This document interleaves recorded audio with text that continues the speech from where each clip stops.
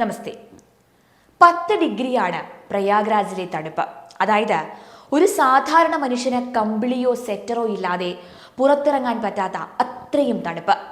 എല്ലുറഞ്ഞു പോകുന്ന ഈ തണുപ്പിലാണ് 3 നദികളുടെ സംഗമഘട്ടം എന്ന് കരുതുന്ന ത്രിവേണിയിൽ 3.5 കോടിയിലേറെ ജനങ്ങൾ ഈ കഴിഞ്ഞ 2 ദിവസത്തിനുള്ളിൽ മാത്രം സ്നാനം നടത്തിയത്.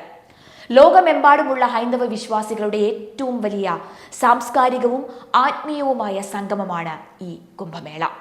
ലോകശക്തികളായ അമേരിക്കയുടെയും റഷ്യയുടെയും ജനസംഖ്യയേക്കാൾ കൂടുതൽ ആളുകൾ ഈ ഉത്സവത്തിൽ പങ്കെടുക്കുന്നു എന്ന് പറയുമ്പോൾ തന്നെ മനസ്സിലാകും എത്രത്തോളമുണ്ട് ഇതിൻ്റെ പ്രൗഢിയും ഗരിമയും എന്ന്.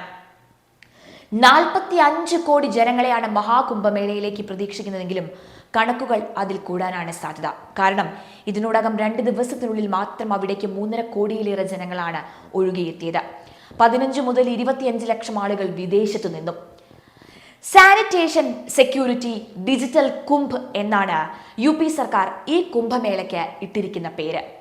അന്താരാഷ്ട്ര നിലവാരം ഉള്ള 7 ലെയർ സെക്യൂരിറ്റിയാണ് ഇതിന്റെ പ്രഥമ പ്രത്യേകത. മൊത്തം 7 ലെയർ സെക്യൂരിറ്റി കൊണ്ട് ആകെ പൊതിഞ്ഞിരിക്കുകയാണ് ഈ പ്രദേശം മുഴുവനും. 24 മണിക്കൂറും ചുറ്റിക്കറങ്ങുന്ന അണ്ടർ വാട്ടർ ഡ്രോണുകൾ, 700-ലധികം flag boats with remote operated life buoy, 2300 AI ക്യാമറകൾ, 5 ലക്ഷം വാഹനങ്ങൾ പാർക്ക് ചെയ്യാൻ കഴിയുന്ന 104 പാർക്കിംഗ് ഏരിയ, 45,000 പോലീസുകാർ, 55 താൽക്കാലിക പോലീസ് സ്റ്റേഷൻസ്. ഇതൊക്കെയാണ് ഇവിടുത്തെ സജ്ജീകരണങ്ങൾ. ഹിന്ദു മതത്തിന്റെ ചരിത്രം മുഴുവനും ചിത്രങ്ങളാക്കി പ്രയാഗ്രാജ് മുഴുവനും പ്രദർശിപ്പിച്ചിട്ടുണ്ട്. എല്ലാ ദിനവും ലോകപ്രശസ്ത സംഗീതജ്ഞരുടെ സംഗീത നിശയും ഇവിടെയുണ്ട്. 2000 ഇല്ലുമിനേറ്റഡ് ഡ്രോണുകളാണ് രാത്രിയിലെ കമനീയത കൂട്ടാനായി ഇവിടെ ഒരുക്കിയിരിക്കുന്നത്. 1.5 ലക്ഷം ബാത്റൂമുകൾ റെഡിയാണിവിടെ. 13,560 ട്രെയിനുകളാണ് കുംഭമേള നടക്കുന്ന ഇടത്തേക്ക് മാത്രമായി സർവീസ് നടത്തുന്നത്. ആകെ 2 ലക്ഷം കോടി രൂപയുടെ വരുമാനമാണ് സർക്കാർ പ്രതീക്ഷിക്കുന്നത്. അങ്ങനെ ലോകത്തിലെ തന്നെ ഏറ്റവും വലിയ മത സാംസ്കാരിക സംഗമമാണ് UPയിൽ ഇപ്പോൾ നടക്കുന്നത്. അതുകൊണ്ട് തന്നെ ലോകമെമ്പാടുമുള്ള വിശ്വാസികൾ, പത്രക്കാർ, സെലിബ്രിറ്റികൾ, സാംസ്കാരിക പ്രവർത്തകർ ഒക്കെ അത്ഭുതകരമായ ഈ ജനസാഗരത്തെ ഒരു നോക്ക് കാണുന്നതിന് വേണ്ടി ഇങ്ങോട്ടേക്ക് ഒഴുകുകയാണ്. ഒരിക്കലും പരസ്യമായി ഒരിടത്തും പോവാത്ത, അപൂർവമായി മാത്രം പുറത്തിറങ്ങുന്ന ദിഗംബര സന്യാസിമാർ, ഹിമാലയത്തിലെ യോഗി വര്യരൊക്കെ ഈ പുണ്യസ്നാനത്തിനായി ഇവിടേക്ക് എത്തുന്നുണ്ട്. എന്നാൽ അവിടെ എത്തുന്ന കോടിക്കണക്കിന് ജനങ്ങളെ അപേക്ഷിച്ച് എണ്ണത്തിൽ തുലോം തുച്ഛമായ ഈ സന്യാസിമാരുടെ വേഷം ചൂണ്ടിക്കാട്ടി ധാരാളം ആളുകൾ ഈ കുംഭമേളയെ പരിഹസിക്കുന്നുണ്ട്.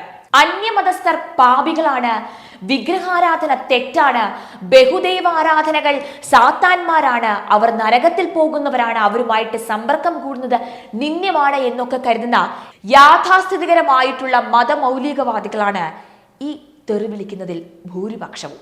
അവർക്കൊപ്പം ചേർന്ന് പുലഭ്യം പറയാൻ കമ്മ്യൂണിസ്റ്റുകാർ, ഇതര രാഷ്ട്രീയക്കാർ, വംശീയവാദികൾ തുടങ്ങി മറ്റാളുകളെല്ലാം ഉണ്ട്. കുംഭമേളയിൽ പ്രാധാന്യം ത്രിവേണി സ്നാനത്തിനാണ്. സ്നാനത്തിന് സാധാരണ എല്ലാ മനുഷ്യനും കുറച്ച് വസ്ത്രമാണ് ഉപയോഗിക്കുന്നത്.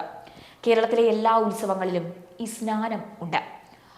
അപവൃത് സ്നാനം, ആറാട്ട് എന്നൊക്കെ അതിനെ വിളിക്കും. മരണാനന്തര കർമ്മങ്ങളായി കുടുംബത്തിൽ നടക്കുന്ന സഞ്ചയനങ്ങൾക്കും സപിണ്ഡി അടിയന്തരത്തിനുമൊക്കെ ഈ സ്നാനം ദൃശ്യമാണ്.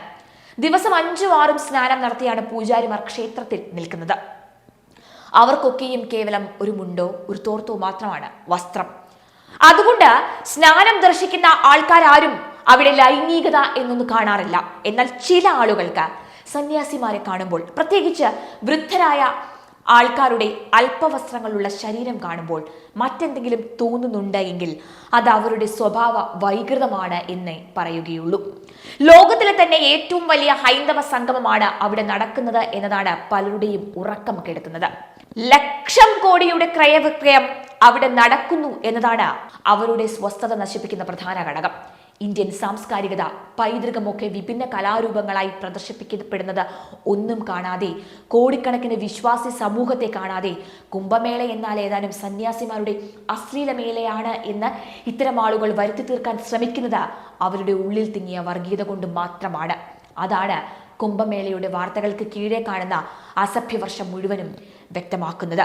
എന്തായാലും ലോകത്തിലുള്ള എല്ലാ മതങ്ങൾക്കും എല്ലാ സംസ്കാരങ്ങൾക്കും തുല്യ പ്രാധാന്യമാണ് എന്ന് വിശ്വസിക്കുകയും എല്ലാ മനുഷ്യരും ഒരുപോലെയാണ് എന്ന് കരുതുകയും ചെയ്യുന്ന ആളുകൾക്കൊക്കെയും മതഭേദമന്യേ പ്രയാഗ്രാജിലേക്ക് ഉത്തർപ്രദേശ് സർക്കാർ സ്വാഗതം ആശംസിച്ചിട്ടുണ്ട്.